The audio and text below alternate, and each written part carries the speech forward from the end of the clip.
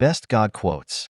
1. There is never a moment when God isn't moving toward the world in love. 2. God loves you just the way you are, but He refuses to leave you that way. He wants you to be just like Jesus. 3. If God is holy, then He can't sin. If God can't sin, then He can't sin against me. If He can't sin against me, shouldn't that make Him the most trustworthy being there is? For we are silent at the beginning of the day, because God should have the first word. And we are silent before going to sleep because the last word also belongs to God. 5. Joy is what God gives, not what we work up.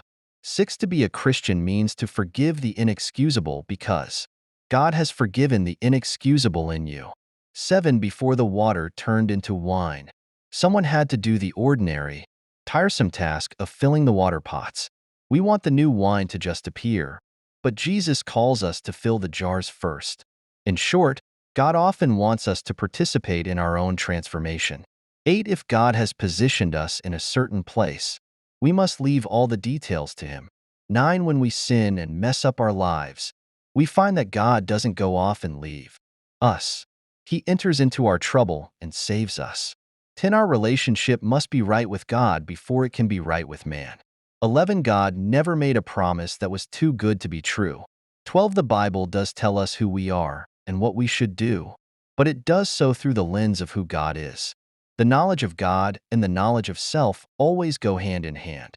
13. If I love God, I must love people. I don't have the choice to choose when. 14. You were made by God and for God, and until you understand that, life will never make sense. 15. An infinite God can give all of Himself to each of His children.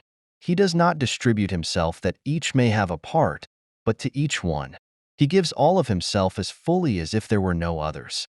16. There's a difference between knowing God and knowing about God.